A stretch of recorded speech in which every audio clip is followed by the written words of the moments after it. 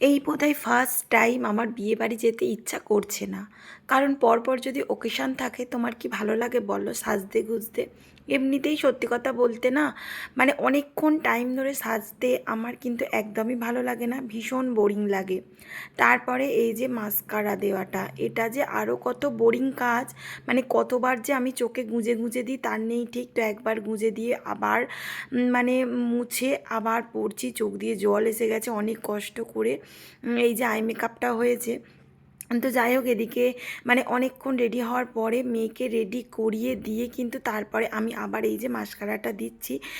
তো এদিকে আমার হাজব্যান্ড একটু ভিডিও করে দিচ্ছিল, তো ও এসে গিয়ে ওকে বললাম কি তুমি রেডি হয়ে নাও, তারপরে ভিডিওটা করে দাও। আজকে তো সারাদিন কোনো ভিডিও দিইনি তোমাদের। তো দেখো আগের দিন কোনো রকম তোমরা কিন্তু ভিডিও পাওনি, তাই না, লং ভিডিও। তো শর্টস অনেক রয়েছে, শর্টসগুলো কিছুতেই দেওয়া হচ্ছিল না। তো তারপরে এই যে সাজা গোজার পরে যে বিছানা আসের কী অবস্থা হয় তোমাদের আর বলার কথা নয়। যারা সাজো বাড়িতে তো তারা তো জানবেই। হ্যালো বন্ধুরা, কেমন আছো তোমরা সবাই? আশা করছি অনেক ভালো আছো, আমিও ভালো আছি। পূজার ডেলি ব্লগে তোমাদের আরও একবার অনেক স্বাগত, অনেক ভালোবাসা। তো দেখতে পাচ্ছ রেডি হয়ে গিয়েছি, কিন্তু এখনো পর্যন্ত সিঁদুর পরিনি। তো কেমন লাগছে একটু কমেন্ট করে আমাকে জানিও। তো চলো এখন বিয়েবাড়ি যাবো, পুরোপুরি রেডি হয়ে গিয়েছি আমরা সবাই। ওই সোনার ঘরেও জানলা খোলা আছে, তুমি সব চাবি দিয়ে এসো, আগে গিয়ে সিঁদুরটা পরি। তো নিচে রয়েছে সিঁদুর, তো গিয়ে সিঁদুরটা এখন পরে নেব। তো চলো নিচে যাই, সবাই হয়ে গিয়েছে।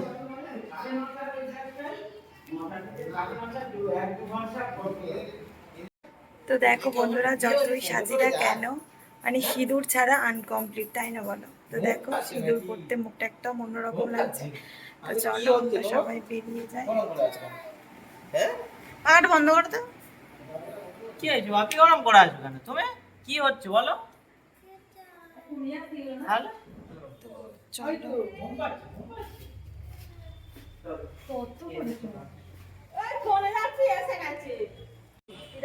এই যে বেরিয়েছি, আর ওই যে সবাই ওরা মানে দাদু হারিয়ে আছে বুড়ি করে ধরো। হ্যাঁ ধরো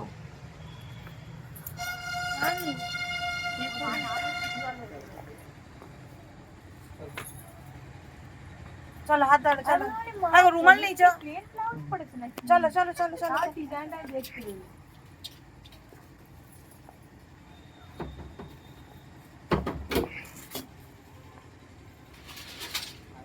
বাড়ির সামনে ভিলা থাকলে কত সুবিধা হয় বলো তো। তখন ঘড়িতে বাজে কিন্তু প্রায় 9টা।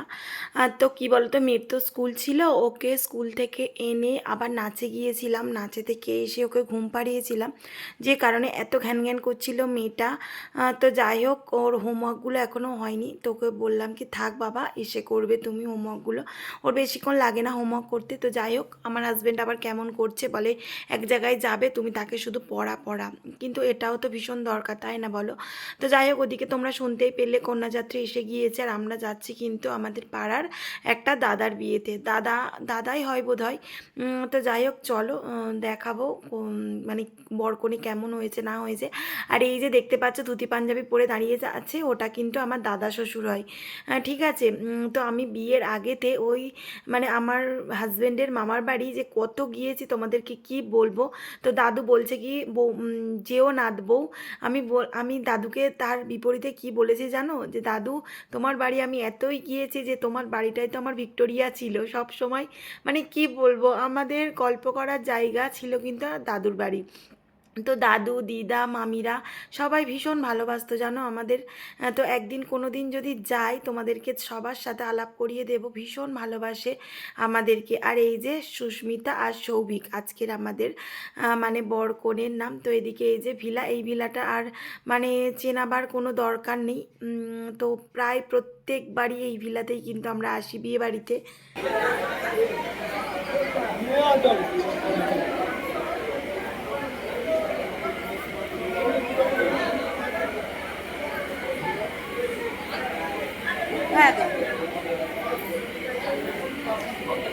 প্রথমে বিয়েবাড়িতে ঢুকেই মানে কনেকে খুঁজে পাচ্ছিলাম না। ওই যে দেখতে পাচ্ছিলে একটা দিদিভাই দাঁড়িয়ে আছে, তো ভাবছি কি এটা কি কনে, কিন্তু মানে সেরকমভাবে লাগছিল না যে আজকের ব্রাইড ওটা হতে পারে বা কনে ওটা হতে পারে, মানে কিছুতেই বুঝতে পারছিলাম না। তারপরে ওই যে দেখতে পাচ্ছ টিকলি পরে আছে মাথায়, ওইটাই কিন্তু কনে, ঠিক আছে। তো ওখানে ফটোশ্যুট মানে ফটো তুলছিল আর কি ওই দিদিভাইটা, এই কারণেই। তারপরে এই যে এসে গিয়েছে এই যে আজকে আমাদের মানে ব্রাইড আর বরমশাই। তো যাই হোক এসেছি। আর আমার মেয়ে দেখতে পাচ্ছ, বললাম না ওই যে বসে আছে, দেখো ওর একদম আজকে মনটা ভালো ছিল না জানো, মানে একদমই ভালো ছিল না আমার মেয়ের মন। চলো আমরা এবার খাবো গাইস, চলো। এই শোনাই ও বাবা হাই তুলছি তখনই পকোড়া পকোড়া চলো আমরা পকোড়া খেতে যাচ্ছি।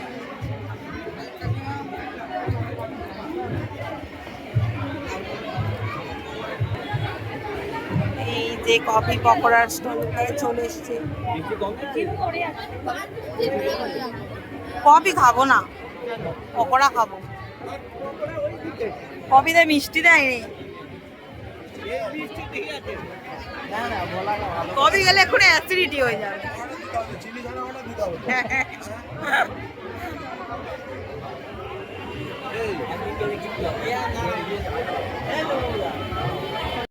তো বন্ধুরা এখন সব জায়গায় লাইন পড়ছে, তো খাবার এখানেও লাইন পড়বে না, মানে এরকম হতেই পারে না। তো এই দেখো আমরা লাইন দিয়ে দাঁড়িয়ে আছি, ওই যে খাচ্ছে আর আমরা এখানে লাইন দিয়ে দাঁড়িয়ে আছি কখন বসবো, বুঝলে তো। তো এইরকম চলছে, এই পজিশনে আছি, জানি না সিট পাবো কি। এই এখনো ভীষণ গরম পড়েছে, তো জানি না সিট টিট পাবো কি না। সবাই একে একে কিন্তু এগিয়ে যাচ্ছে, বুঝলে তো। আমাদের সিট বলা আছে, তো পাবো কি জানি না, দেখা যাক কি হয়। চলো হুড়ুড়ি করে যাবো, তোমাদেরকেও নিয়ে যাবো সাথে করে হুড়ুড়ি করে, ঠিক আছে। আমার বোন চলে যাচ্ছে, খুব করে যাচ্ছে, ও শ্বশুর শাশুড়ি ওখানে বসে আছে, ওটাতেই ও বসবে। কি অবস্থায় রে বাবা, 3% ব্যাটারি দেখাচ্ছে। তো এই পজিশনে এখন হচ্ছে, বুঝলে কি হবে জানি না, তবে একে একে যাচ্ছে। চলো আমরাও যাবো কিন্তু।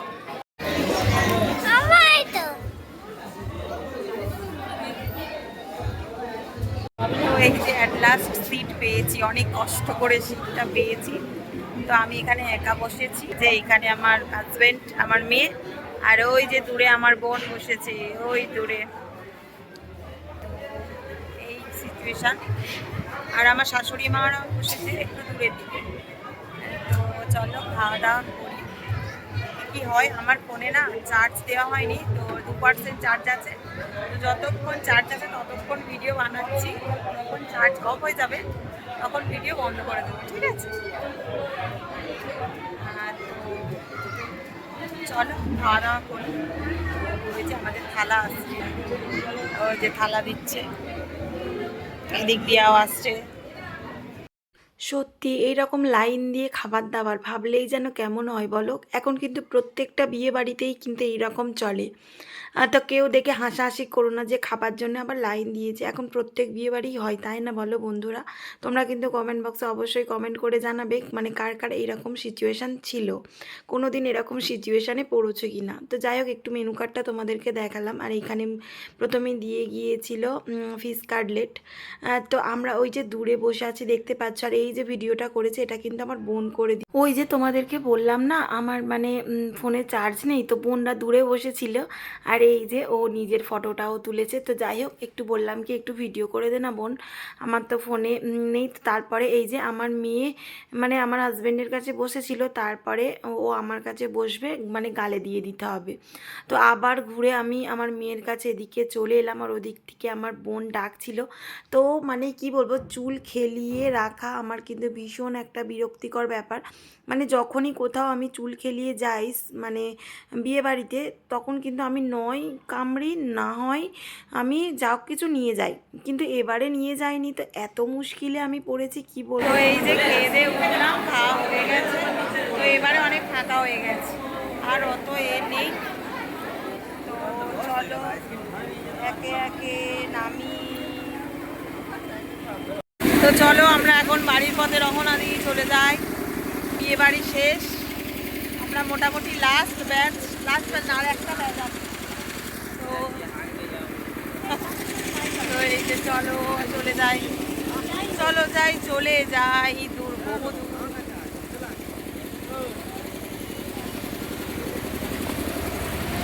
এখনো কিন্তু পঞ্জাবের লোক আছে, ঠিক আছে।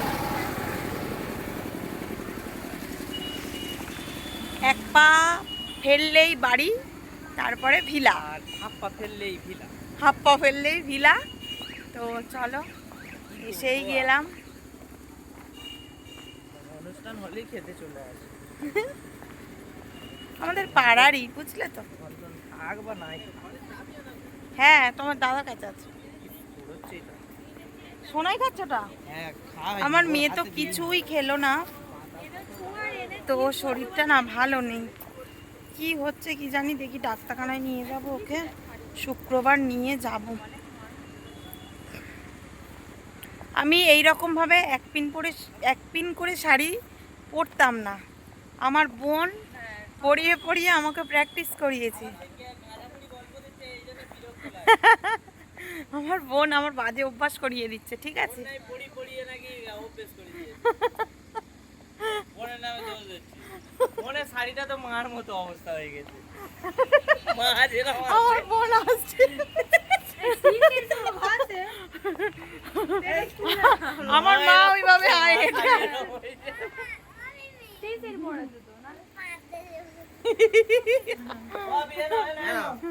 তো গাইস, আমরা বললাম আমরা যেখানে থাকবো আমাদের কাউকে আর দরকার লাগে না, মানে আমরা বাড়ির কজন থাকলেই একারাই 100 হয়ে যায়, আর কাউকে দরকার লাগে না। আমার দিদির আইব্রোটা দেখো পুরো মই চাচ্ছে।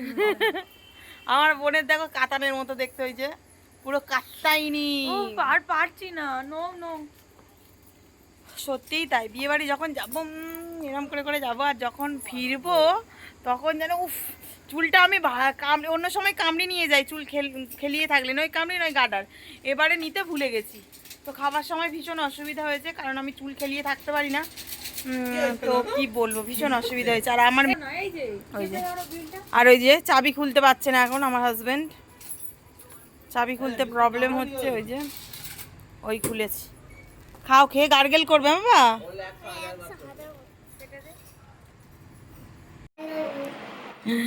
I love you too. তো এই যে বাড়িতে এসে আমার মেয়ের মেকআপ রিমুভ হয়ে গেছে, আর আমি এখনো পর্যন্ত রিমুভ করিনি, মেকআপটা রিমুভ করবো। তো চলো রিমুভটা করে নিই, তারপর তোমাদের সঙ্গে দেখা হচ্ছে।